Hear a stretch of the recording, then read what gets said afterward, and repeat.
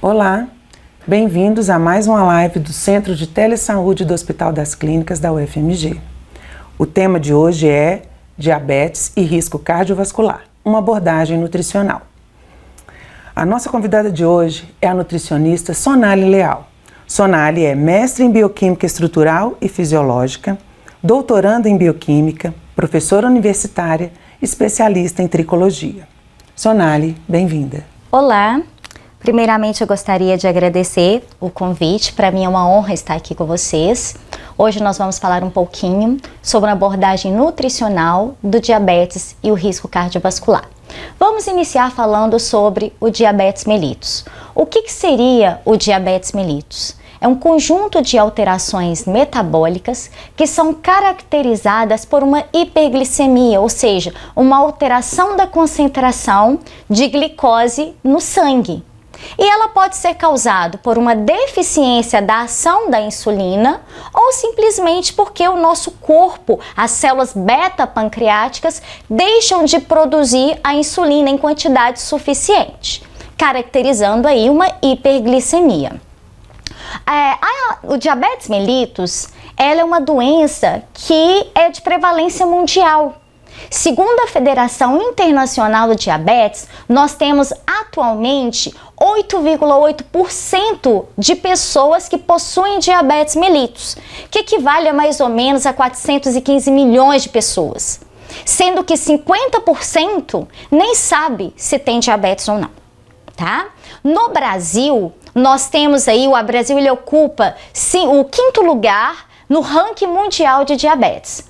Sendo que nós temos vários tipos de diabetes, dentre eles o diabetes tipo 1 e o diabetes tipo 2, sendo que o diabetes do tipo 2, ele representa em média 90 a 95% de todos os casos. E o diabetes, seja ele tipo 1, tipo 2, diabetes gestacional, juntamente com as doenças cardiovasculares, com câncer, doenças respiratórias, representam aí 80% da mortalidade por todas as doenças crônicas no Brasil. O diabetes do tipo 1, ela é caracterizada pela destruição das células beta-pancreáticas. E são essas células que são responsáveis pela produção da insulina. E sem a insulina, a glicose presente ali no nosso sangue não é capaz de entrar dentro das células, permanecendo ali no nosso sangue, ocasionando ali a hiperglicemia, que caracteriza-se o diabetes.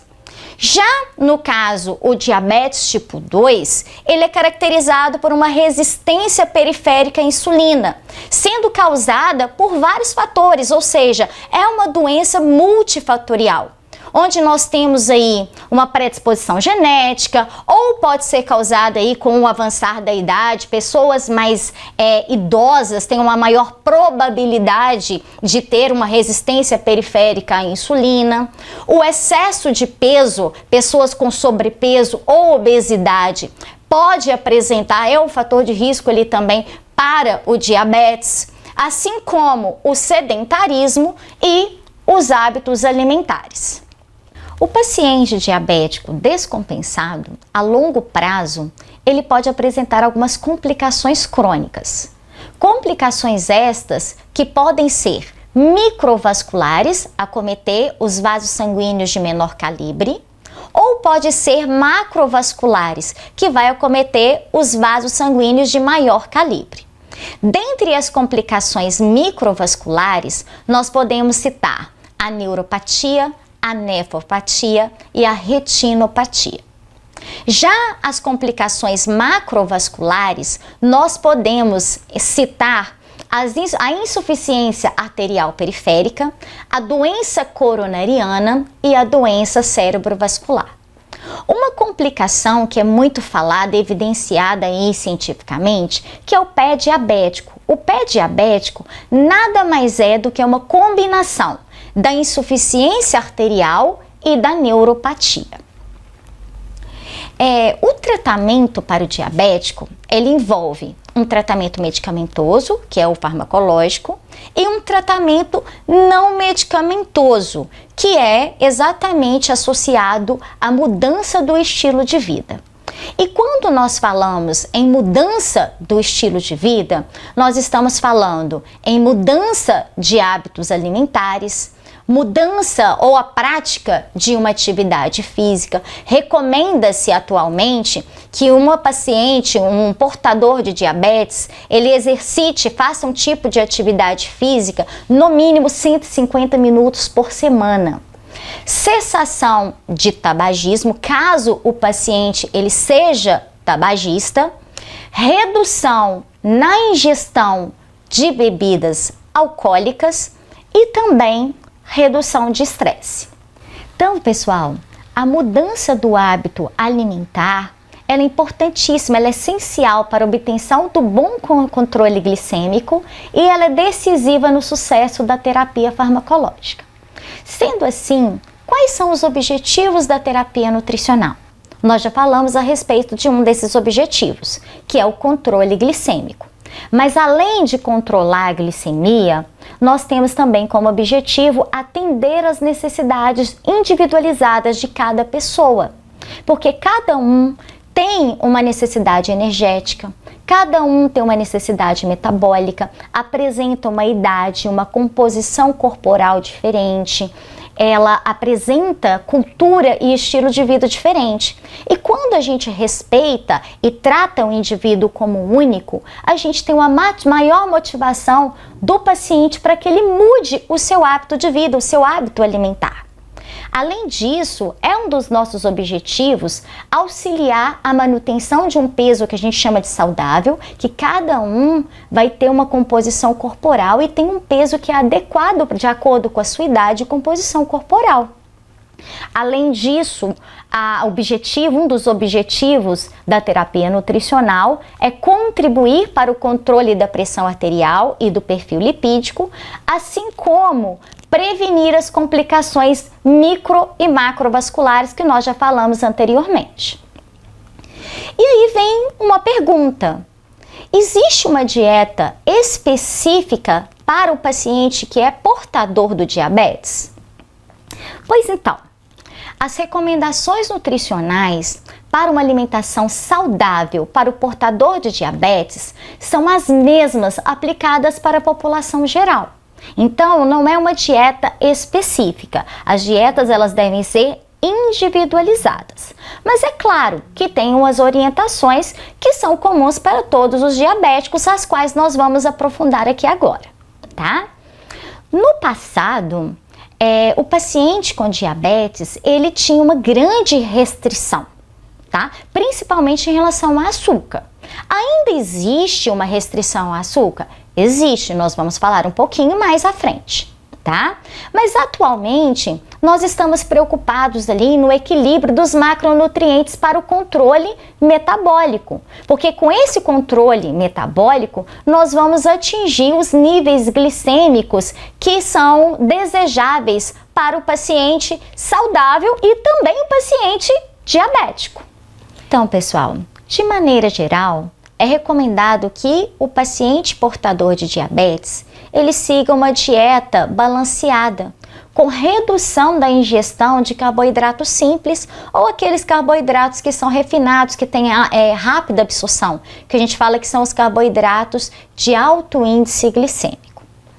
O paciente adulto não gestante, que seja pré-diabético ou diabético, é recomendado que ele reduza a ingestão de carboidratos totais. Existem evidências científicas demonstrando que a redução da ingestão de carboidrato total melhora o controle da glicemia, ele melhora ali o perfil glicêmico do paciente. E quando a gente fala em redução da ingestão de carboidratos totais, nós estamos muitas vezes falando aí de dietas low carb, que hoje em dia está tão na moda, né? O que seriam essas dietas low carb? Essas dietas low carb são aquelas dietas onde a gente reduz o percentual de carboidrato no valor calórico total da dieta. Uma dieta usual, ela tem em média de 45 a 65% do valor calórico total é proveniente dos carboidratos. Já as dietas low carb, elas têm ali de 26 a 45%. As dietas que a gente chama de cetogênicas, elas têm menos do que 10% de carboidrato. Mas aí vem uma pergunta que eu falo que assim, ela deve sempre ser feita. É para todo mundo? A dieta low carb serve para todo paciente com diabetes? E eu já respondo para vocês, não, não é, tá? Por quê? Existem restrições. Porque a dieta low carb é simplesmente uma estratégia nutricional onde é ofertada ao paciente uma quantidade menor de carboidrato. Mas, por exemplo, se o paciente ele é uma criança, ele não pode fazer uma dieta low carb. Se esse paciente tem uma doença renal crônica e usa inibidores de SGLT2, que é exatamente um receptor presente lá nos nossos néfrons, que vai reabsorver a glicose, esse paciente ele não pode fazer uma dieta low carb. As dietas, por exemplo, as dietas cetogênicas, onde reduz muita quantidade de carboidrato, que é menor do que 10%, pode ocasionar no paciente diabético uma cetoacidose. Então, é uma coisa que a gente tem que pensar. Existem evidências científicas demonstrando a redução do perfil glicêmico, dos níveis glicêmicos? Existe. Mas essas dietas não podem ser utilizadas para todos e tem que ser orientado de maneira individual. A Sociedade Brasileira de Diabetes ressalta que a ingestão de carboidratos ela deve priorizar aqueles alimentos que são ricos em fibra. Porque as fibras alimentares nada mais são do que carboidratos indigeríveis, aqueles carboidratos que nós, seres humanos, não temos as enzimas capazes de degradá-lo. Então, ele serve para aumentar a formação de bolo fecal, aumentar o peristaltismo. As fibras solúveis acabam modulando a absorção de glicose e sendo aí muito benéfico aí no tratamento para o paciente com diabetes. E onde, que nós encontramos esses carboidratos que a gente chama aí de fibras alimentares? Nós encontramos esses carboidratos nos vegetais, nas frutas, nos grãos integrais e também nos legumes. O paciente com diabetes tipo 2 e com sua função preservada, isso é muito importante, tá, gente? A função renal, ela tem que estar preservada. É recomendado um consumo de proteína entre 15 a 20% do valor calórico total diário, o que equivale aí a mais ou menos de 1 a 1,5 gramas de proteína por quilo de peso por dia. Quando eu falo que é para tentar para o paciente que tem função renal preservada, é exatamente porque nós temos uma tríade, doença renal, diabetes e hipertensão arterial. Nessa tríade, quando a gente tem o paciente que é diabético e ele tem uma doença renal, a gente não pode ofertar essa quantidade de proteína. Se ele é paciente como portador de uma doença renal, a gente tem que avaliar se ele está em terapia conservadora ou terapia substitutiva, que é a hemodiálise ou a diálise. Quando ele está em terapia substitutiva, a quantidade de proteína ela tem que ser mais elevada. Se a terapia é conservadora, a gente tem que reduzir a quantidade de proteína. Por isso que eu ressalto aqui, tá? Existem orientações gerais, mas o tratamento ele deve ser individualizado.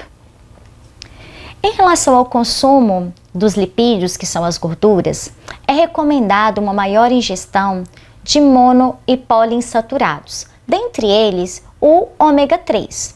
O ômega 3 é um ácido graxo poliinsaturado encontrado na natureza, na forma do ALA, do EPA e do DHA. No caso do EPA e do DHA, nós encontramos em alimentos de origem marinha, por exemplo, nos peixes, como o salmão, a sardinha. E nós encontramos o ALA em alimentos de origem que são vegetais, como a linhaça, as nozes e a chia. O ômega 3, ele tem uma ação anti-inflamatória. Então, existem evidências científicas demonstrando que tanto o EPA como o DHA, que são formas de ômega 3, eles, além de diminuir a produção de citocinas pró-inflamatórias, ele aumentam a concentração das citocinas anti-inflamatórias, como, por exemplo, a interleucina 10. Então, o ômega 3, ele tem uma ação muito importante tanto no controle da glicemia, quanto também ali na prevenção do risco cardiovascular. Em pacientes adultos que são portadores de diabetes mellitus, é recomendado um consumo de fibras dietéticas. Em qual quantidade? Seria numa quantidade de 14 gramas a cada 1000 quilocalorias da dieta. Mas esse consumo de fibras, ele nunca deve ser inferior a 25 gramas por dia. Então, qual que é a importância? Nós já falamos isso atrás. Qual que é a importância da fibra alimentar?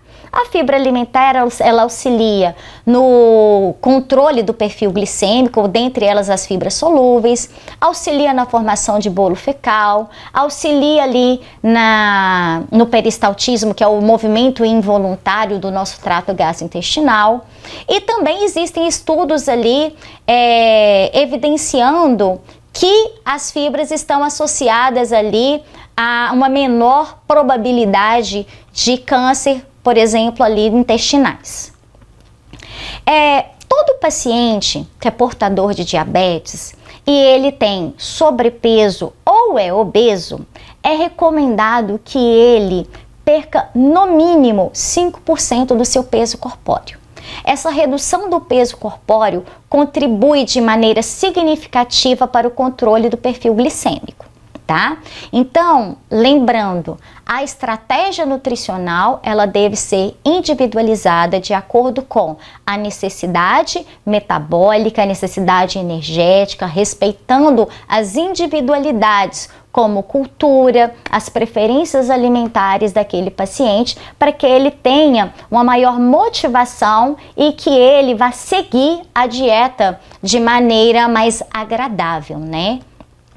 Então, essa perda de peso, ela deve ser programada para cada indivíduo e deve respeitar alguns pontos, alguns fatores, como por exemplo, o tempo disponível do paciente que ele tem para fazer as refeições, para ele preparar as refeições, a idade do paciente, as preferências alimentares do paciente, a rotina dele, as comorbidades que ele apresenta e também a gente não pode deixar de falar os seus recursos financeiros.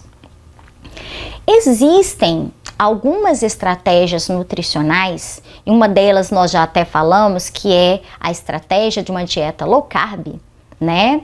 Essas estratégias nutricionais, existem evidências científicas demonstrando que elas estão associadas a uma melhora do perfil glicêmico. Quais estratégias são essas? Quais dietas são essas? Então nós temos aí a dieta do Mediterrâneo, a dieta vegetariana e a dieta low carb. Todas elas têm pesquisas demonstrando que estão associadas ou estão relacionadas à redução da hemoglobina glicada, à perda de peso, a melhora do perfil metabólico, do controle metabólico, uma melhora no controle da pressão arterial e também uma melhora do perfil lipídico. No caso, nós já falamos das dietas que são uma estratégia nutricional que é a low carb. E nós já sabemos que aquelas dietas vegetarianas são aquelas dietas onde a pessoa tem uma restrição na ingestão de alimentos de origem animal.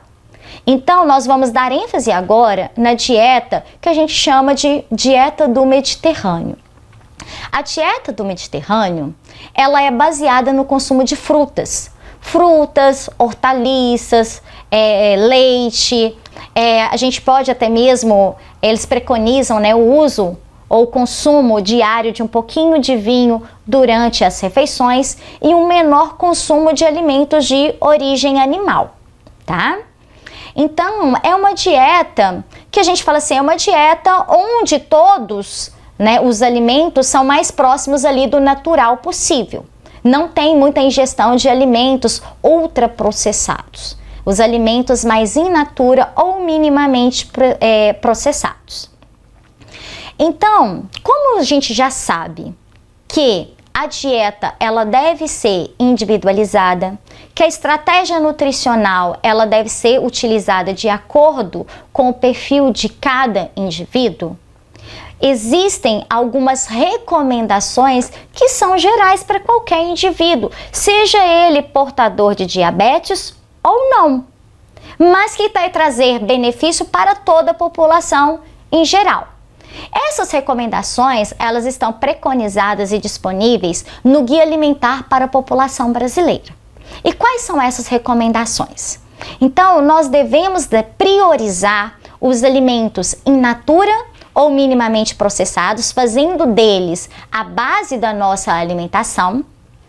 A gente deve utilizar os óleos, gorduras, sal e açúcar em pequeníssima quantidade, pequenas quantidades, somente para temperar ou cozinhar os alimentos, nas preparações mesmo, e limitar o consumo de alimentos processados, consumindo apenas em pequenas quantidades nas preparações culinárias. E evitar os alimentos que a gente chama de ultraprocessados, que são aqueles alimentos industrializados que contêm uma grande quantidade de açúcar, assim como também de sódio e outros conservantes, assim como os edulcorantes, os adoçantes que são tão utilizados aí entre os pacientes diabéticos. Então, eu gostaria de agradecer a todos a oportunidade de estar aqui falando um pouquinho para vocês sobre essa abordagem nutricional. Estou à disposição para caso tenham alguma dúvida. Obrigada. Obrigada, Sonali, pela contribuição tão valiosa. Agora iremos responder as perguntas que nos foram enviadas.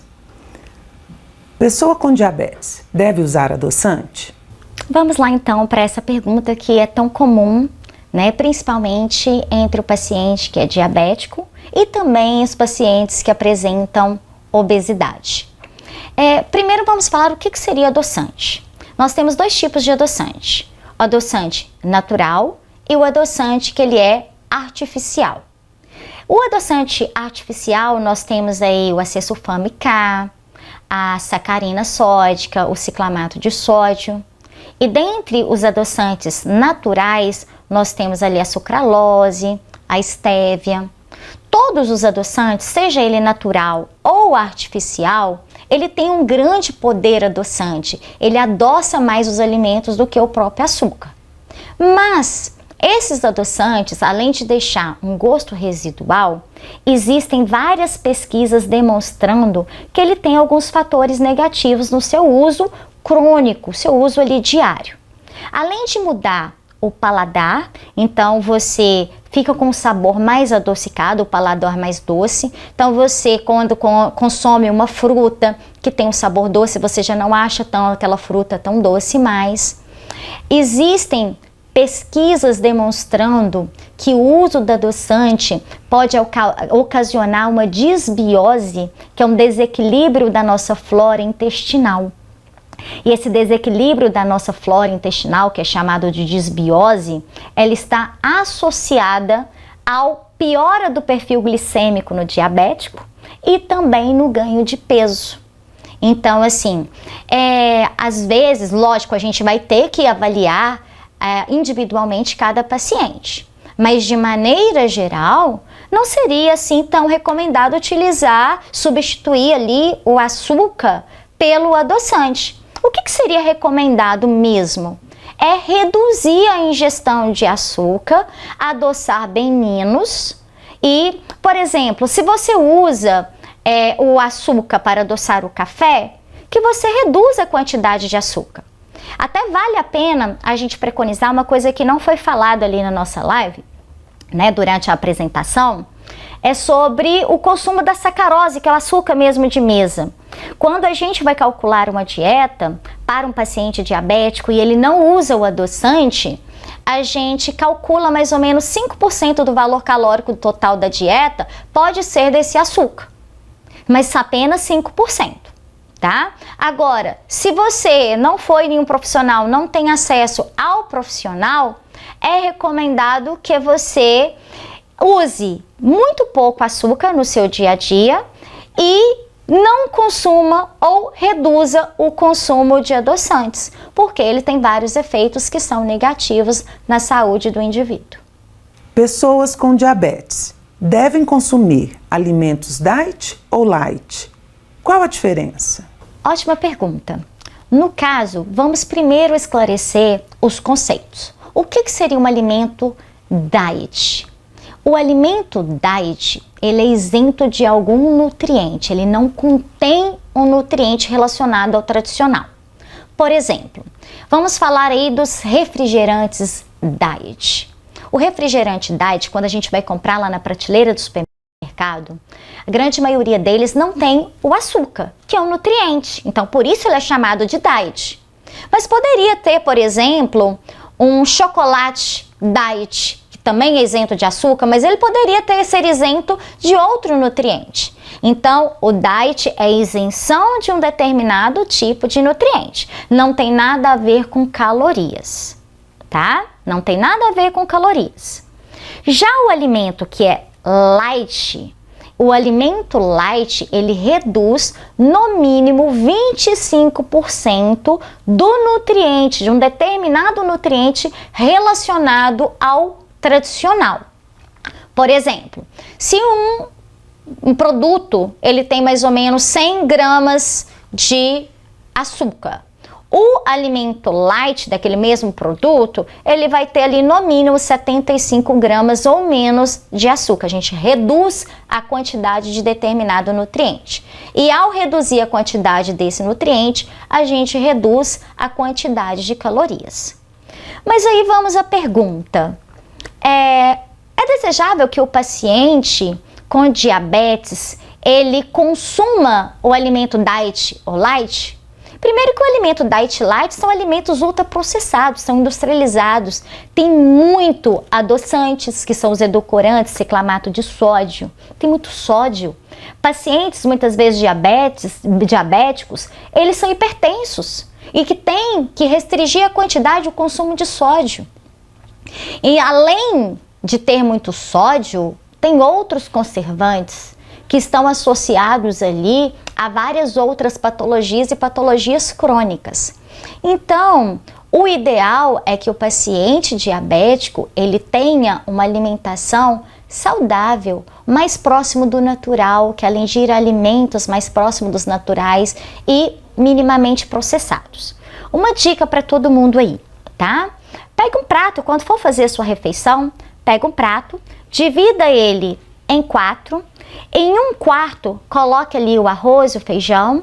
No outro quarto, coloque ali os legumes, né? Ou as verduras, muitas vezes, que são cozidas. No outro quarto, as verduras in natura, que não necessitam de nenhuma cocção. E uma proteína, que seja um ovo, uma carne, um peixe, uma carne branca.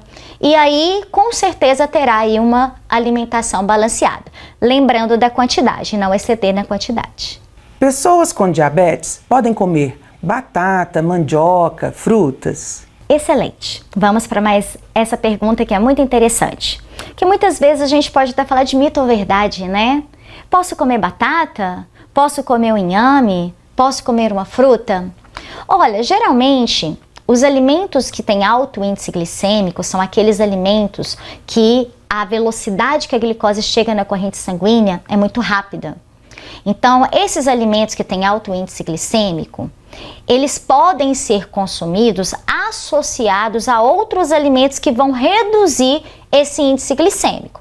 Por exemplo, se naquele prato que eu falei na pergunta anterior, né, que eu sugeri, a gente colocar ali, dentre ali os legumes que são cozidos, a gente colocar a batata. A batata, ela tem grande quantidade de carboidrato, mas se ela está associada ali a vegetais com alto índice de fibra, ela vai reduzir ali o perfil, o índice glicêmico que está ali, que é da batata. Então vai reduzir, vai modular a absorção da glicose presente ali na batata. Em relação, por exemplo, às frutas. As frutas, é claro, tem algumas frutas que têm alto índice glicêmico que elas necessitam ali muitas vezes ser evitadas ou consumidas em menor quantidade. Mas as frutas, elas têm fibras, então elas devem ser consumidas também, devem fazer parte da nossa alimentação. Elas são ricas em nutrientes que a gente não encontra muitas vezes em outros alimentos, ricas ali em minerais, ricas em várias vitaminas, ricas em fibras. Então, esses alimentos, eles podem ser consumidos, devem ser consumidos com moderação e muitas vezes, quando o índice glicêmico é mais alto, associar ali com outro alimento. E por último, há diferença na alimentação da pessoa com diabetes, que faz uso de insulina daquela que não faz uso?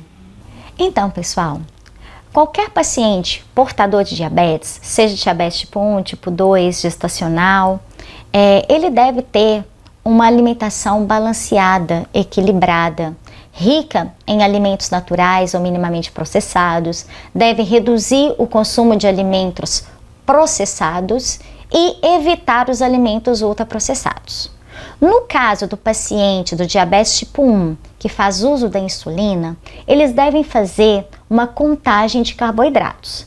Mas no caso, essa contagem de carboidratos, ela deve ser abordada de uma maneira mais profunda, de uma maneira onde a gente possa ensinar essa contagem de carboidratos para todos os pacientes que são portadores desse tipo de diabetes. Então, eu acho que pode ser um assunto para uma nova abordagem mais à frente. Chegamos ao final de nossa live. Convido vocês a se inscreverem nas nossas outras redes sociais e se inscreverem no nosso canal. Até mais!